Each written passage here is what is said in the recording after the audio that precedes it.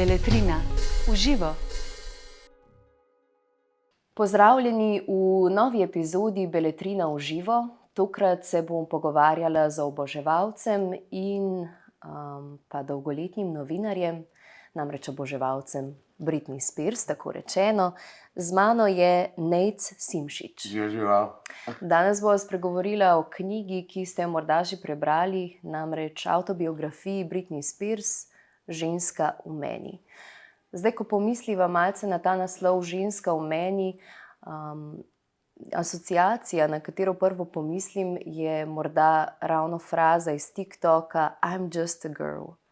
Kako vidimo Britney Spears v tej knjigi? Jo vidimo le kot pop ikono ali jo pravzaprav spoznamo tudi kot žensko, dekle, kot osebo? Ne, jaz definitivno mislim, da Britney se predstavlja in kot ikona, pop ikona, in pa predvsem ranljiva punčka. Zato drugačen naslov je vzeti iz pesmi I'm not a girl, not yet a woman iz 2001, iz del, mislim, da refrena, ta stavek not yet a woman, I'm just a girl, not yet a woman, in pa tam tudi zapoje woman in me. Tako da je iz tukaj vzeti ven. Mislim, da je knjiga zelo dobro prikazana, kaj je bilo med tem njenim odraščanjem in pol pri samem procesu tega nadzora in to, da vidimo na eni strani, pa to že tudi vemo veliko o sami pop ikoni, pa njenih dosežkih, pa to novo njeno plat, njen pogled na vse te grozote, če rečemo, ki so se jih dogajale, ne? Od škandalov, drog, partija, pa na vse zadnje tudi do tega nadzora in kaj se je dogajalo, ne? Kako je ona v bistvu trpela. Tako da se mi zdi, da so vsi pričakovali njen glas. Pa se ti zdi na nek način, da je uspela vzpostaviti svoj glas ali da še vedno govori iz neke mogoče drugačne pozicije, mogoče ikonične pozicije? Jaz bom tako rekel, no? Kot nekdo, ki je spremljal Britney Spears zelo dolg, sem jaz, ne vem, že pred 2 letoma naredil res pri sebi in jo ohranil kot ikono, ki je bila. Ker zdaj se mi zdi, da je šla v nek drug ekstrem. Eni pravijo, da je nora, eni pravijo, da je vseeno za svet in da je v bistvu s tem, ki skozi pleše in se snema med tem, ko pleše, da je to nek njen upor, recimo, ne vem. Jaz jo raje vidim še kot ikona, ki je bila in si kar rečemo, da od tukaj danes naprej ne bom več spremljal teh grozot, ki se jih dogajajo. Ampak, ne vem, se mi zdi, da je povedala svoje, vprašanje pa je, če je res vse povedala tako, kot je hotela. Ker gre vse zadnje le za knjigo, ne? Tako je, ja. Verjetno pridejo pol vmes kakšni ti ghostwriteri, kakorkoli se jim reče, a ne, ki jim ona pripoveduje zgodbo in potem pač po njej napišejo. Me pa zanima, kako ti pravzaprav gledaš na to generacijsko, si prej omenil, da jo mlajše generacije trenutno bolj poznajo kot tisto žensko z Instagrama, ki ves čas nekaj pleše in se zabava. Tako, ne? Tako, recimo, moje nečakinje so zdaj 18. Ne vem, če dobro vejo, kdo je Britney Spears v smislu muzike in tako. A vejo pa, da je to ona, ki pleše na Instagramu, ta nora. Kako si jo pa ti takrat doživljal kot recimo skozi leta novinarstva, pa mogoče že prej v svojih najstniških letih, ko je postala boom? Ko je prišla Britney ven s komadom Hit Me Baby One More Time, sem bil jaz lih konec osnovne šole, 8. razred. Tako da v bistvu sem jo celo srednjo šolo spremljal in tako. Takrat je bilo poslušati Britney nekaj ne slabega, ampak v smislu, vsi so govorili, da njena muzika ni kvalitetna, da to je trash in so se v bistvu oddaljevali od tega, ne. Kar pa pač jaz nimam s tem težav, meni, če je bil komad všeč, sem poslušal, ne, in ona ipak je kot pop ikona, je toliko enih mejnikov v zgodovini naredila, ne. Mislim, da je bila takrat 15 Guinnessovih rekordov, ne, zdaj so jih že podarili tudi drugi, ampak veliko je naredila, no, tudi za samo pop kulturo. Omenil si mi tudi včeraj, ne, da je bila največkrat zdownloadana pesnica. To je eden od rekordov. Pevka. Največ streaming downloads, ker ne vem točno, kako bi se to v slovenščini prevedli, no. Je bil za pesem Womanizer takrat, ko je prišla v bistvu nazaj njen comeback, ne, po vseh tistih nesrečnih letih 2007. Pol je imela prva ženska na Billboardu, ki je bila več kot 50 tednov na top 10, take rekorde, ne, v bistvu preglasbeno. Prej sva omenjala te grozote, ki so v knjigi obelodanjene. In me zanima, kaj je tebe najbolj pretreslo. Jaz recimo, ko sem brala to knjigo, sem razmišljala o tem, kaj bo napisala o svojem britju glave in potem seveda napiše, da je bil to nek klic na pomoč, hkrati pa ga danes lahko vidimo tudi kot upor proti sistemu, namreč ne želiš biti več konvencionalno lep. Tudi ona velikokrat napiše, da te njeni lasje so bili simbol neke ženstvenosti, da moški hočejo videti, kako ona vrti tiste svoje lase in maha z njimi, a ne. Recimo, kaj so bile te stvari, ki so tebi ostale znotraj knjige? Meni je bil najbolj šokanten del ta, bomo rekli, nosečnost in splav z Justinom Timberlakeom, ne. Aha, to je prvič v resnici To je prišlo prvič, na dan tega v noben ni knjigi. vedel, ne. Tako da in pol gledati to, kako se je svet proti njemu zarotil, ne, da so stopili na njeno stran, ker so vedeli, kaj je doživljala takrat, ne. Pol pa drugače veliko stvari, kar pove, smo že vedeli, ne. Pove pa iz nekega svojega pogleda ali pa recimo se opravičuje za to, opravičuje v tem smislu. Zdaj za tisto britje glave, jaz še vedno mislim, da takrat je bila ona na vseh možnih substancah, ker je bila v tistem obdobju žuriranja in drog, da je to prišlo iz čiste, bomo rekli, psihoze takrat, ne. Ampak če pa ona zdaj vidi to, kot pa se opravičuje, da je to političen statement bil, ali pa upor družbi, pa ne bo. Pa ne bo, ja, tako. Obsojali ne bomo. Mislim, celotna knjiga je napisana tako, da je zelo močno vzpostavljen ta patriarhalni svet.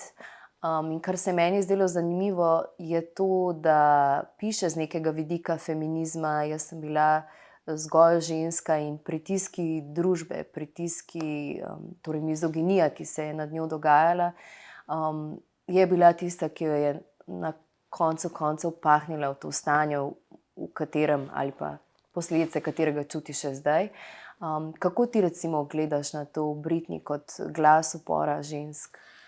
Zdaj, ko smo včeraj govorila po telefonu na hitrico, si mi dala misel za to feministično parolo Britney Spears kot take in se mogoče ne bi čist strinjal, da je knjiga sama napisana že v štartu kot feminističen manifest na nek način.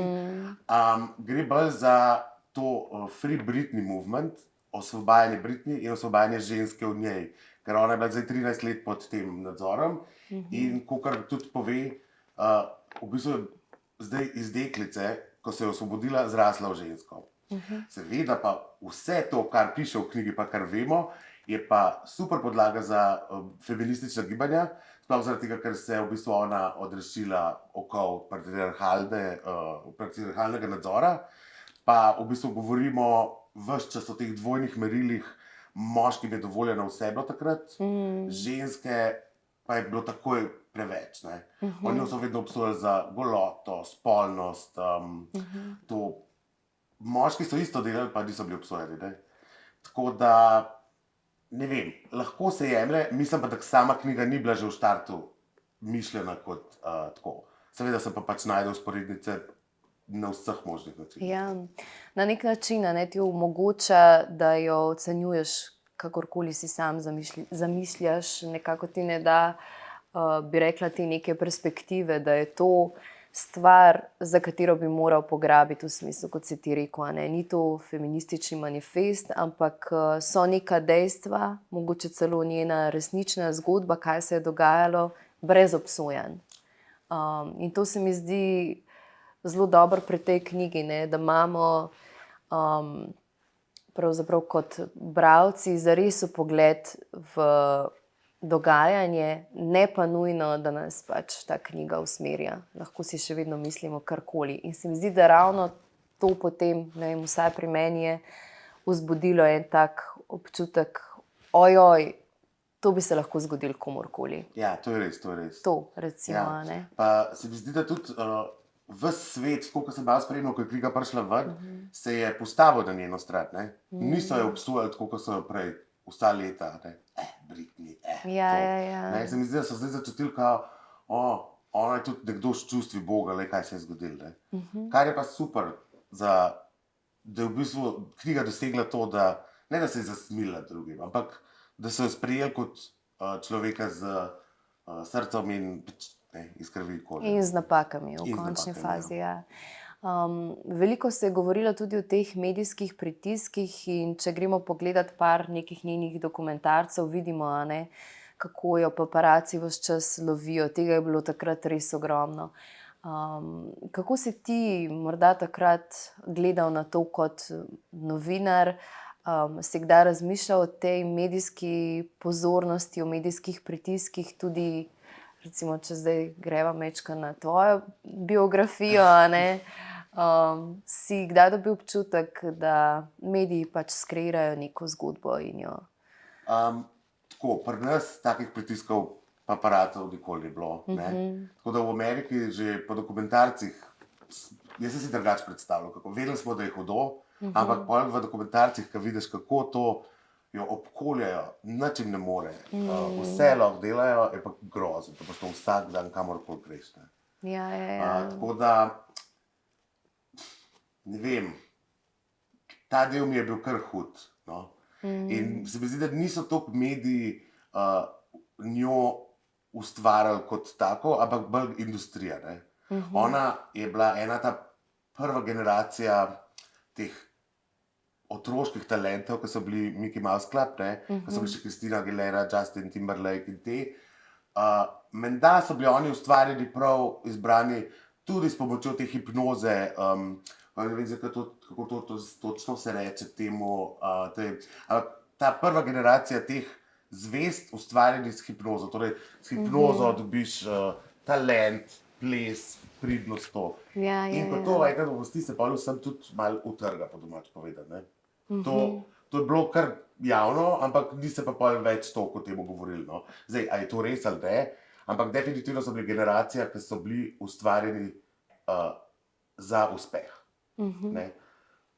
Mediji so pa pač tukaj bili del podpore glasbeni industriji, ki pa vemo, kakšna je sploh zdaj v zadnjih časih, ko prihajajo ven takšne in drugačne stvari, škandali. Ja. Ampak se ti zdi, da takrat so mediji mnogo bolj oblikovali te zgodbe? Zdaj imamo nekako mogoče malce več dostopa, da si tudi sami oblikujemo neko svoje mnenje. Tako, pa zdaj so družbena omrežja, Tako da je to čisto drugače. Takrat so bili mediji edino, kar si lahko zvedel.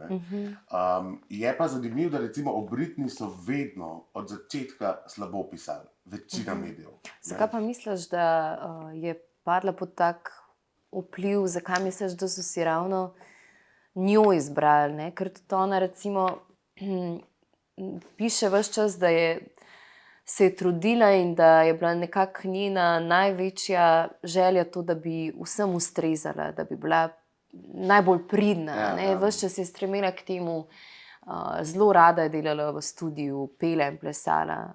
Ni imela ni začutiti v tej knjigi te želje, da bi ona kadarkoli hotela biti zares slavna. Ko je enkrat to slavo dosegla, se je zelo hitro hotela, ne vem, posvetiti družinskemu življenju.